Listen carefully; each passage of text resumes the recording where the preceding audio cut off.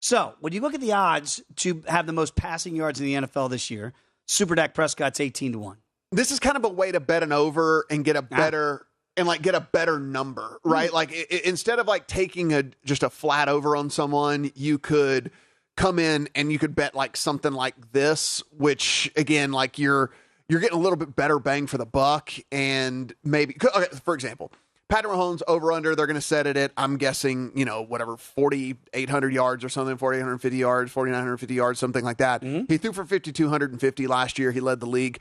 So that's still going to be 110 on both sides, or even juice towards an over. Maybe you're paying a little bit more than that. You could just bet him to have the most passing yards in the league if you think that he's going to get anywhere close to what he did last year, right? I mean, just to give you an example, he led the league by 500 yards nearly. And the thing is that is with playing all 17 games, but so did Justin Herbert, who was second in the league, and again was 500 yards behind.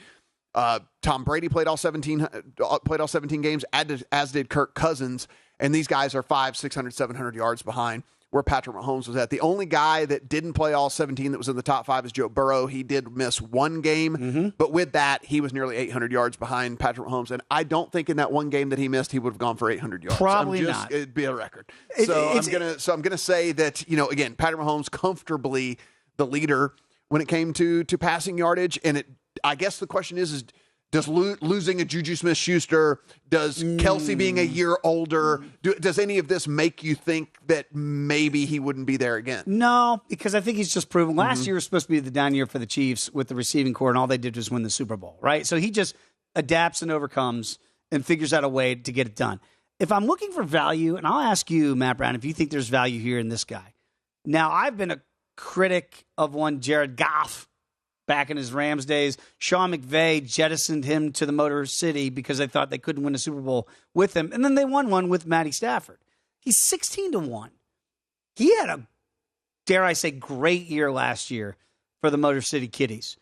They're going to throw it around a lot. Now, I know they just went and got Jahmyr Gibbs earlier than most people anticipated, but you can use him in the pass game too. Is he playable at 16-1? I don't want to play one of the short favorites that you mentioned, in Mahomes at 6-1 or Burrow at 6-1. And even though Herbert, they try to stay more balanced still with Eckler and run the football. I can't buy in at Kirk at 10-1. Josh Allen runs the ball too much for me to play him at 10-1. I mean, 2 is if he stays healthy, but that is a big issue. To me, the first guy that I look at is Goff. And I go, if I want to take a flyer on a guy down the road, down the rung, if you will, the pecking order, I think 16-1 feels like at least I'm getting fair value for my bet. The problem is they want to run the ball. They do. And they want to run the ball, and they're going to run the ball a ton. Dan Campbell, tight end. Yeah, it's like they want to run the ball. They're going to run the ball a ton. I just don't know if it's there. I mean, the other thing that hurts him, Jameson Williams going to miss 6 games as well. Like, if he would have been there if he'd have been there the whole season, maybe that could be something you look at. Honestly, I think it's very, very, very highly likely to be one of the top 3 guys, and you could still put one unit on all 3 of them, and you would still come out ahead as so long as it was one of those 3 guys. And so if it wasn't Mahomes, Burrow, or Herbert, like pretty much every single projection system you look at is going to have those 3 guys as your top 3. And because of the reason you said, so what do you get in Mahomes and Burrow and Herbert? You get guys in systems in which they don't run the ball. I mean, right. the only time Mahomes and Burrow and Herbert are running is when they're scrambling because a play broke down. There's no designed runs for these guys. And so they're typically passing out of whenever it's a passing play. And then also you're looking at, receiving cores for, I guess you could nitpick Mahomes if you want to, but it doesn't really matter with him. Like he just kind of seems to make it work. But obviously with Burrow and Herbert, like awesome receiving cores as well. So you have that going for them. Offensive line looks like it's better. Offensive line for both of them seems to be like they're going to be better too. Mm-hmm. So it would shock me if it wasn't one of those top 3 guys. And again, you could just bet all 3 of them. And so long as it kind of turns out the way it should, the way it's supposed to, then you would still win money. Yeah. Another thing, again, if you're looking for down the odds board, I would not play. I like to call him Super Dak Prescott. When he's super, the Cowboys win. When he's average Dak, they generally lose.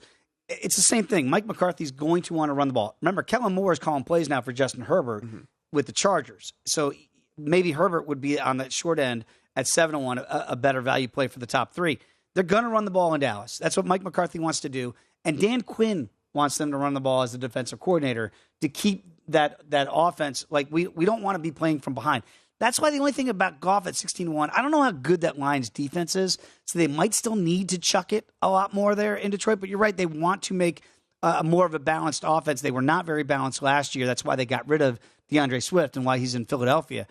And Tua is interesting at 12-1, but the health is the only thing that concerns me there. That's why it would just be tough for me to get to him just because of the health aspect with all that. I mean, I think the final thing too, just about Detroit, I mean, they spent a very high draft pick on a running back as well. And like, they're going to use him. They're going to use him like Jameer Gibbs. Like, he's going to get a ton along the way. So it's just hard for me to get there. Now, listen, if you think the Vikings take a step back this year, right? I think so. And if they're playing from behind a little bit more, Kirk Cousins already threw for a decent amount of yardage last year. If they're going to cut Dalvin Cook after June 1, which is something that we think could possibly happen, they drafted Jordan Addison to go in there with Jefferson as well.